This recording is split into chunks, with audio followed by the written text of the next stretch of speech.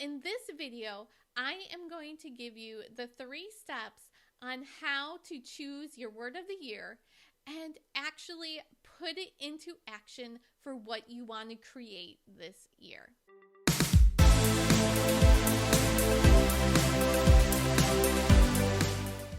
Every year around this time, we see all over social media, you see people posting their word of the year. This is a word that they have picked, they have chosen to help guide or focus on what they want to do or feel over the next year. And while this can be a good thing, in my experience, there are 2 missing elements from choosing a word to actually then creating what you want. A lot of people are choosing a word instead of doing a New Year's resolution. But is your word of the year becoming like a New Year's resolution where you pick it, you feel great about it for a couple weeks, and then nothing really happens? Hi, I'm Jamie. I help female entrepreneurs tap into their intuition and put their innovative ideas into action so that they can reach the next level of success while helping transform our world. Now, back in 2017, I believe was the first year I picked a word of the year, and my word was focus. And back then, I was transitioning from just running a blog to becoming a business owner. I was shifting my mindset. However, I also was the primary caregiver for my 6, 4, and 2-year-old.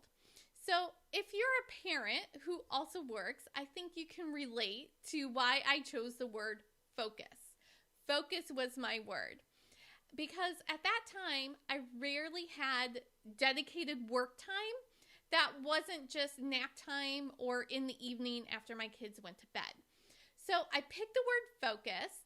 I made a pretty little graphic and put focus in the middle, and I put it up on my wall. And I would look at it now and again, but that was really all that happened with it. The next year, I chose the word grow. So after my year of focus, I felt my business was ready to grow and scale. And my business did grow, and so did my kids. But there was no exponential growth. I would call it more just a steady growth, which wasn't a bad thing, but it also wasn't really necessarily the growth I was looking for. Now, fast forward to 2022. Last year, I chose the word expansion. And last year, I gave myself permission to explore and do all the things and possibilities I wanted to do. If I thought of a project and it felt good, I did that project. I just gave myself permission to play and explore and expand. Now, looking back, as I reflected on this past year, as many of us business owners do, at first, I was a little bit disappointed because much of my outside external world, my physical life, looked pretty much the same as it did the year before. My business was pretty much the same. My home life was pretty much the same. But then I really sat and reflected on this, and I realized the expansion came from within me. That I was a completely different person. And, well, I really shouldn't say different person, but I was a much more authentic version of myself than I had been a year ago. I realized all the events and moments I had passed in this past year was expanding me, but it was in a way I never planned. There was an inner expansion where I no longer felt like I was the same person. Even physically, I changed.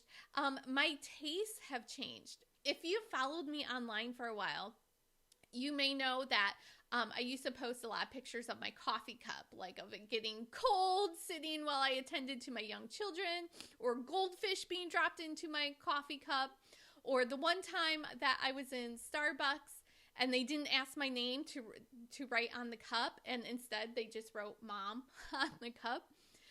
And so my social media was kind of filled with just these fun adventures of what happened with my coffee cup. But in this past year, it was like all of a sudden, my body just decided I didn't like coffee anymore. seriously, it happened like that. One day, I just didn't like the taste of it anymore. And now I start my morning with some dandelion tea, which my kids laugh at even more than me drinking coffee. But at least they won't touch my dandelion tea.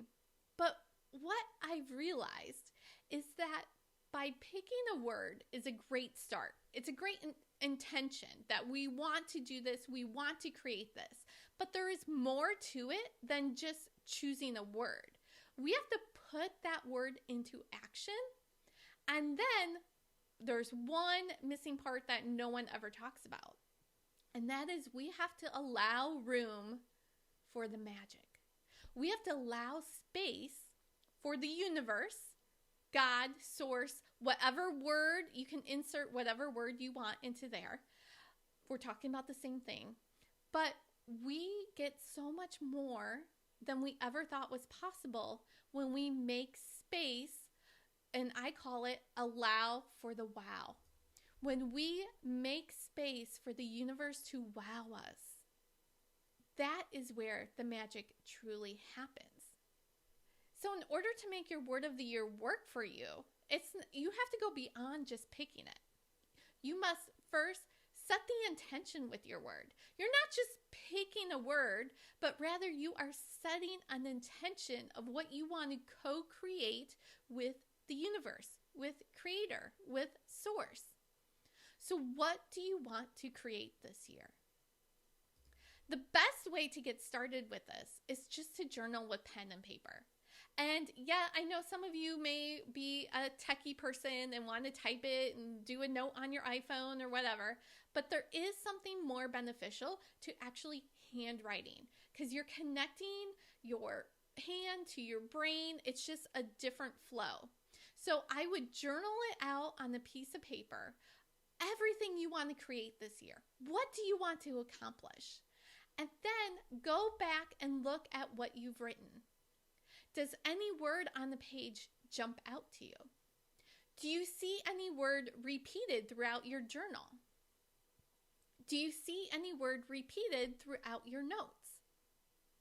So take a look. What jumps out to you after you've journaled it out? Now, the next step is to walk away from it. Go do something else. Go do something you enjoy. And then throughout your day, as you go about your day, what word kind of keeps popping in your head or keeps grabbing your attention or you keep noticing it? These are all signs that this could be your guiding word for the year. Now, your word may not come to you right away. It may take a little bit, and that is perfectly fine. But when you see a word and it kind of sparks something in you and you keep noticing it, that is usually a sign you're on the right track. Now, as we said, choosing your word is only just the beginning. It's only the first step. You then must put it into action. You can't just set your word, put it on a graphic, put it on your wall, and then that's it. Because you're not going to get that magic. You have to be intentional with it. So what does this word look like? What does it look like in your business? What does it look like in your relationships? What does it look like inside of your daily life? And then the last step is allow for the wow. Allowing that space for the magic. Because most likely what you want to create or what you want to accomplish may not come in the exact way you're expecting. We think, okay, it's going to come to me. I'm going to do this and I'm going to do this and then I'll get the result. But if we allow space to be wowed, if we allow space for that magic, then it's going to come in greater ways than we can even imagine.